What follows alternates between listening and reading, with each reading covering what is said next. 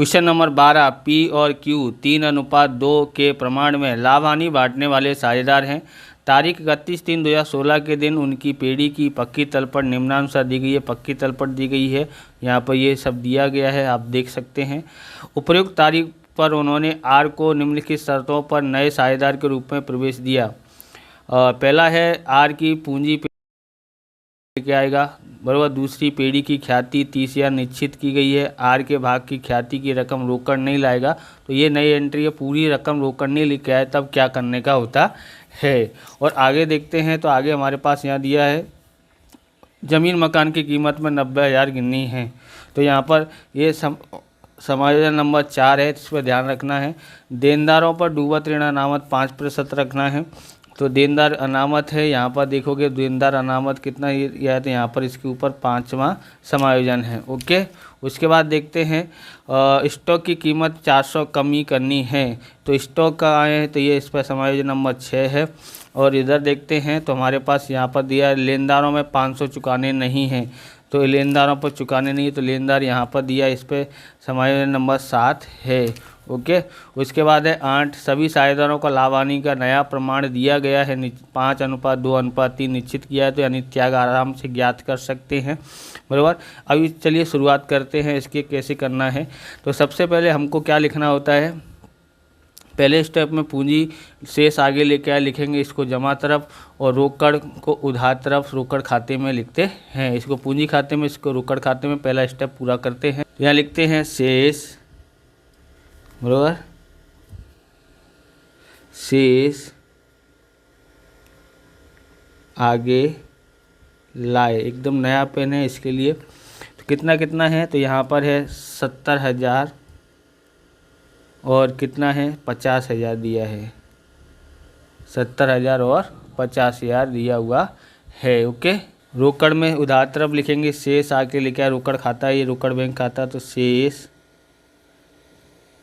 आगे लाए कितना है, तो 4,000 है। पहला स्टेप हो गया। अब आगे देखते हैं, तो इधर एकत्रित लाभ दिया हुआ नहीं है, और इधर वो वाले खर्चे नहीं है, जैसे ख्याति, पुरानी ख्याति यहाँ पर दी है, तो पुरानी ख्याति को रखेंगे।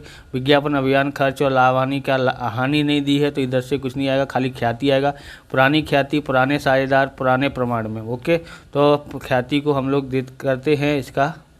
तो पूंजी खाते के उधार तरफ में आएगा ख्याति खाता, ख्याति खाता। पुराना अनुपात क्या था, 3:2 है। ओके, कितना है ख्याति, तो ख्याति है 20,000। 20,000 है, तो 3 2 5, 5,000 में 20 से भाग देंगे, तो 4,000। 4,000 गुणा 3 करते हैं, 4 3 12, तो 12,000 इसको मिलेगा। और 4 दूनी 8, 8,000 इसको मिलता है।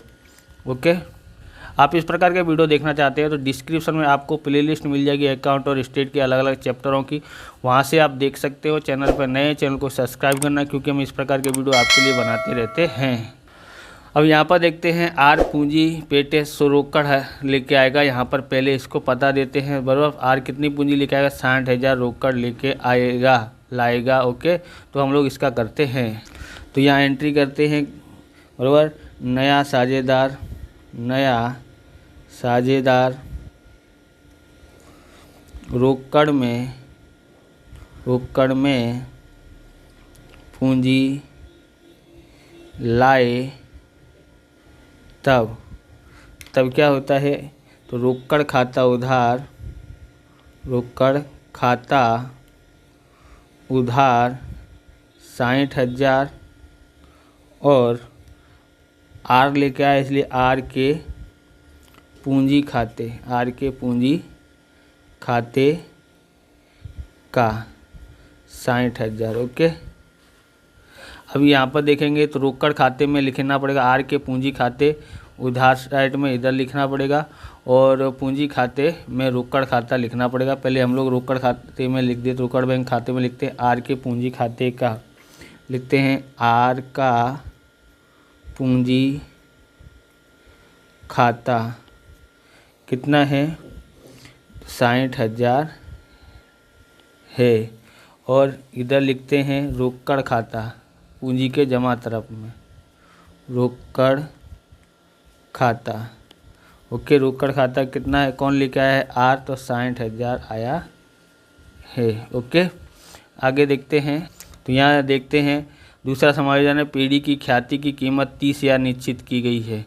और तीसरा है आर के भाग की ख्याति की रकम रोकड़ में नहीं लाएगा। और पीढ़ी की जो ख्याति है वो 30,000 है, तो इसके भाग की कितनी है, तो इसका हमको पता लगाना है। तो यहाँ से गणना करते हैं। ओके, गणना क्या बताया है यहाँ पर, पुराना यहाँ पर है पी और यहाँ है आर, बराबर, सॉरी यहाँ क्यू है और यहाँ है आर। ओके, पुराना भाग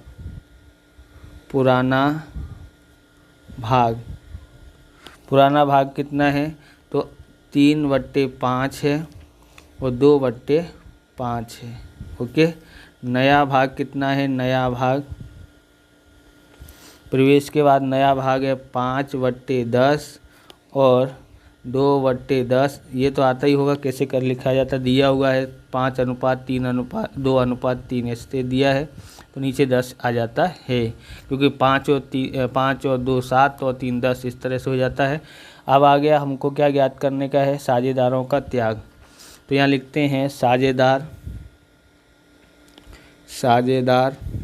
ओके, साझेदारों का त्याग, साझेदारों का त्याग बराबर क्या है, पुराना भाग माइनस नया भाग, बराबर। और यहाँ लिखते हैं परिणाम क्या परिणाम आएगा वो देखते हैं। तो हम लोग यहाँ पर लिखते हैं, पहला है पी। ओके, पी का नया भाग कितना है, पुराना भाग कितना है, 3/5 माइनस, और नया भाग है 5/10। तो हर समान करने के लिए इधर 2 का गुणा करना पड़ेगा। 3 दूनी 6 होता है। ओके, 5 का 5 और यहाँ पर 10, कितना बचता है, 1 बचेगा, 6 में से 5 गया तो 1/10 क्या आया है, यहाँ पर त्याग आया है। क्या आया है, त्याग। क्यू का ज्ञात करते हैं, पुराना भाग कितना है इसका, 2/5 और नया भाग कितना है, 2/10। हर समान करने के लिए किससे गुणा करना पड़ेगा, 2 से, तो 2 से गुणा करते हैं। 2 दूनी 4 और माइनस का 2/10। ओके, अब यहाँ पर देखते हैं कितना आया है, 2/10 आया है, तो ये भी त्याग है, ये भी त्याग करता है। ओके, दोनों त्याग करते हैं, तो यहाँ पर लिखेंगे त्याग का प्रमाण कितना है, 1:2 है, 1:2। ओके, अब हम लोग आगे देखते हैं क्या ज्ञात करना है, आर की ख्याति ज्ञात करते हैं। आर की ख्याति कैसे आएगा, तो यहाँ लिखेंगे ख्याति की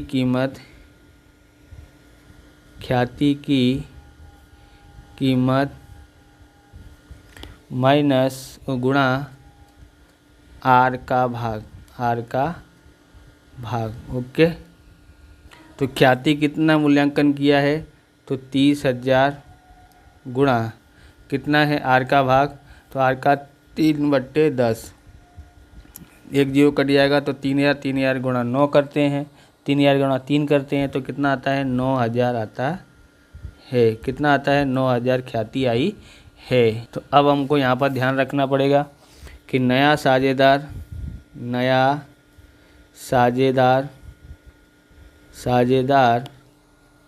रोकड़ में ख्याति नहीं लाए तब, रोकड़ में ख्याति नहीं लाए तब क्या होगा, तो यहाँ पर होगा आर के पूंजी खाता उधार होता है, आर के पूंजी खाता उधार होता है, कितना है, 9,000, और पी के पूंजी खाते का और क्यू के पूंजी खाते का, क्यू के पूंजी खाते का। ओके, कितना है तो अनुपात है जो त्याग का प्रमाण है, उसके अनुसार त्याग का प्रमाण क्या दिया है, त्याग बराबर 1:2 है। तो ये 3 से भाग देंगे तो 3,000 गुणा 1 करते हैं तो कितना होगा इसका आएगा 3,000, और 3,000 गुणा 2 करते हैं तो इसका आएगा 6,000। ओके, इसको पूंजी खाते में लिखते हैं। तो यहाँ लिखना पड़ेगा, क्या लिखते हैं, आर की पूंजी खाता, आर की पूंजी खाता कितना है, आर की पूंजी खाते में यहाँ पर इसके पास आएगा 3,000 और ये कितना लेगा 6,000 त्याग के अनुपात में। ओके, यहाँ डैश, और यहाँ लिखेंगे दोनों को यहाँ पर इसका, तो पी का पूंजी खाता, पी का पूंजी खाता 3,000, इसमें आर में ऐसे लिखना पड़ेगा, किसमें, आर का, आर ख्याति लेके आएगा ना उसका, रोकड़ में नहीं ले आया है। या क्यू का पूंजी खाता, पूंजी खाता कितना है 6,000। इस तरह से 2 एंट्री होंगी। ओके, आगे तो आपको आता ही है। अब ज़मीन मकान का देखते हैं। समायोजन नंबर 4, ज़मीन मकान की कीमत 90,000 गिनी। तो ज़मीन मकान कहाँ पर इस पर समायोजन नंबर 4 दिया है, 80,000 है तो 90,000 होगी तो 10,000 की वृद्धि हुई है। ओके, यहाँ पर ज़मीन मकान दिया है ना 80,000, तो यहाँ लिखते हैं ज़मीन मकान कितना है 80,000 है, 80,000 है प्लस वृद्धि कितनी है 10,000 है, 10,000। ओके, अब यहाँ पर कितना हो जाएगा 90,000 हो जाता है, कितना हो जाएगा 90,000 होता है। ओके, और इसको कहाँ लिखेंगे, पुनः मूल्यांकन के जमा तरफ लिखते हैं। ओके, यहाँ पर लिखेंगे ज़मीन मकान खाता, क्या लिखेंगे, ज़मीन मकान, क्योंकि फ़ायदा हुआ है, मकान खाता कितना है 10,000 है, 10,000। ओके, आगे देखते हैं। तो यहाँ लिखा है देनदारों पर डूबत ऋण अनामत 5% रखना है। तो यहाँ देखोगे तो देनदार कितने हैं, यहाँ पर 22,000 है और इसमें 2,000 दिया है, तो 5% रखते हैं तो कितना आता है और कितने का हमको फ़ायदा हुआ है, वो लोग कम रखना पड़ा है कि ज़्यादा रखना पड़ा है, उसको हम लोग ध्यान में देंगे। तो देखोगे यहाँ पर देनदार लिखते हैं, देनदार कितने हैं 22,000 है, 22,000। ओके, और डूबत ऋण अनामत, डूबत ऋण अनामत कितना है 5% है। ओके, 5% देखोगे तो 5 दूनी 10, 5 दूनी 10 यानी 110 हो जाएगा, 1100 हो जाता है। ओके, अब 1100 घटाते हैं तो हमारे पास कितना आता है, यहाँ पर 20,900 आएगा। अब ध्यान रखना है आपको कि यहाँ तो 2,000 दिया हुआ था, यानी कि डूबत ऋण रखना कितना था, यहाँ पर माइनस करते हैं, सॉरी, हाँ, कितना करना था 2,000 डूबत ऋण का ऐसा अनामत रखा था, लेकिन हमको अब कितना रखना है 1100, यानी हमको फ़ायदा हुआ 900 का। ओके, तो क्योंकि अब हमको कम रखना पड़ेगा इसके लिए। ओके, तो ये खर्चा है, हम लोग कहाँ लिखेंगे, फ़ायदा हुआ है तो जमा तरफ पुनः मूल्यांकन के। तो यहाँ लिखते हैं डूबत ऋण अनामत, डूबत ऋण अनामत। ओके, 900, क्यों 900, पहले रखना पड़ रहा था अनामत के तौर पे 2,000, लेकिन हमारा अनामत कितना हुआ 1100 ही हुआ, तो यानी कितने का फ़ायदा हुआ 900 का फ़ायदा हुआ है। अब यहाँ पर देखोगे स्टॉक की कीमत में 400 की कमी करनी है, तो स्टॉक यहाँ कितना दिया है, स्टॉक दिया है यहाँ पर 36,000 का स्टॉक दिया हुआ है, कितने का दिया है 36,000 का स्टॉक दिया हुआ है। ओके, तो हम आगे देखते हैं, क्या लिखेंगे,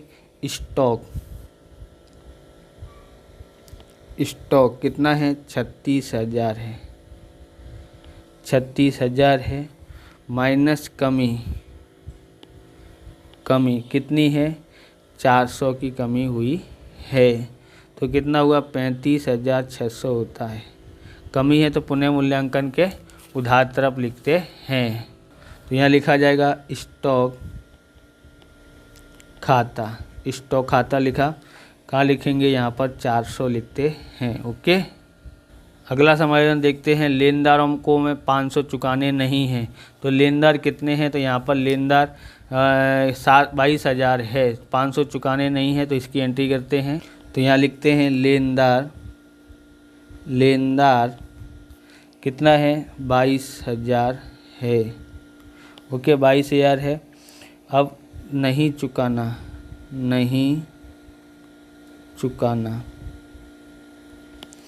चुकाना कितना है, 500 है, बराबर 21,500। इसमें से 22,000 में से 500 कटाएंगे तो 21,500 आता है। तो फ़ायदा हुआ है हमको। फ़ायदा हो तो कहाँ पर लिखेंगे, पुनः मूल्यांकन के जमा तरफ लिखते हैं। तो क्या लिखेंगे, लेनदार कितना है, 500 है। लेनदार खाता, या खाली लेनदार लिख दोगे तो भी चलता है।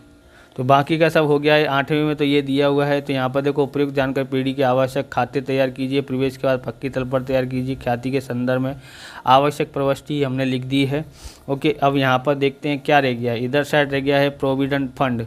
तो दायित्व है ये हमारा, बराबर। एकत्रित लाभ नहीं है ये हमारा, तो इसको लिखेंगे पक्की तलपट में दायित्व तरफ। ओके, 18,000 पहले इसको लिख लेते हैं, फिर हम लोग देखते हैं। और किधर से कुछ बाकी रह गया है, तो कुछ बाकी रह, रोकड़ भी लिख दिया, ख्याति भी लिख दिया, खाली प्रोविडेंट फंड बाकी है। तो यहाँ लिखते हैं प्रोविडेंट फंड कितना है, प्रोविडेंट फंड तो है 18,000 है। ओके, अब इसका हिसाब किताब करते हैं, टोटल मारते हैं किधर का ज़्यादा हो रहा है। अंदाज से देखो, यहाँ 10,000 9, इस 10 साइड ज़्यादा ही है। तो टोटल मारोगे तो देखो 10,000 ये हो गया 900, 10,900 और 500, यानी कि 10,400, 11,400 होता है। 11,400 हुआ। यहाँ भी लिख देते हैं 11,400। ओके, 11,400 में से 400 घटा देते हैं तो हमारे पास कितना आता है, 11,000 आता है। ओके, ये हमने ज्ञात किया है। यहाँ लिखते हैं लाभ, क्या है ये, लाभ कहाँ ले जाएंगे, पूंजी खाता। किस अनुपात में बांटना है, तो पुराने अनुपात में बांटेंगे, बराबर 3:2 के। ओके, तो हम लोग क्या करते हैं, 11,000 भाग 5 कर देते हैं। तो कितना आता है, 2200 गुणा 3 करते हैं तो कितना आता है, 6600 आता है। तो P का कितना आया है, 6600, और Q का कितना आया है, तो माइनस करके बराबर बता दो तो 44,000, ऐसे ही कर लेने का है। ओके, तो हमने लिखा यहाँ पर। अब यहाँ पर ये हो गया है, इसको कहाँ ले जाएंगे, तो हम उसको पूंजी खाते ले जाते हैं। तो ये उधार तरफ है, इधर पूंजी खाते के जमा तरफ में आएगा। क्या लिखेंगे, पुनः मूल्यांकन खाता। तो यहाँ लिखते हैं पुनः मूल्यांकन खाता कितना है, तो इसका है 6600, इसका 4400, यहाँ पर डैश। ओके, अब हम लोग ज्ञात करते हैं कहाँ पर ज़्यादा हो रहा है। तो देखेंगे तो हमारे पास यहाँ इधर ही ज़्यादा होता है। ओके, इधर ही ज़्यादा हो रहा है, तो इधर करेंगे 70,000, बराबर 70,000 प्लस 3,000 प्लस 6600 बराबर 79,600। ओके, 79,600। अब इसमें से कितना घटाना है, 12,000 घटाना है, बराबर। ये घटाएंगे तो कितना आता है, 67,600 आता है। कितना आता है, 67,600। और यहाँ पर इसका टोटल करते हैं 50,000 प्लस 6,000 प्लस 4400, तो कितना आता है, 60,400 आता है। 60,400 में से हमको इधर से यहाँ पर लिख देते हैं 60,400 में से 8,000 माइनस कर देते हैं। कितना आता है, 52,400 आता है। कितना आता है, 52,400। अब आगे देखते हैं, इधर साइड का कितना टोटल हो रहा है 60,000, तो ये यहाँ हो गया 60,000। ओके, अब यहाँ पर देखेंगे कितना घटाना है, 9,000 घटाना है, बराबर। 6,000 और 3,000 9,000, 60,000 में से 9,000 घटाएंगे डायरेक्ट आ जाएगा 51,000 आता है। कितना आता है 51,000 आता है। ओके, तो ये हमने ज्ञात कर लिया है। तो इसको हम लोग ऐसे राउंड करेंगे जिससे पता पड़े कि ये ज्ञात किया हुआ है, क्योंकि परीक्षा के टाइम देखने में आपको सरलता लगे। यहाँ लिखेंगे शेष आगे ले गए। ओके, तो इन सब को कहाँ लिखेंगे, पूंजी दायित्व में लिखेंगे। तो सबसे पहले लिखते हैं पूंजी खाता कितना है, पी का कितना है 67,600, और क्यू का कितना है, क्यू का है 52,400, और आर का कितना है, आर का है 51,000। ओके, इन सब का टोटल कर लेते हैं, कितना होता है देखते हैं। यहाँ लिखा है 67,600 प्लस 52,400 प्लस 51,000, तो कितना होता है 1,71,000 होता है, 1,71,000। ओके, 1,71,000 हुआ। अब हम लोग आगे देखते हैं, बराबर। आगे सबका रोकड़ का रह गया तो रोकड़ भी लिख देते, रोकड़ का कितना बाकी है। अब यहाँ का टोटल देखते हैं, तो यहाँ है 4,000, यहाँ 60,000 है, तो यहाँ लिखेंगे 64,000। कितना आता है 64,000 आता है। ओके, 64,000 आया है। इधर भी लिख देते हैं 64,000। ओके, तो यहाँ पर शेष आगे लेके आए तो कितना हो जाएगा 64,000 हो जाता है। तो ये हमने ज्ञात किया हुआ है। अब इसको संपत्ति की तरफ लिखना पड़ेगा पक्की तलपट में।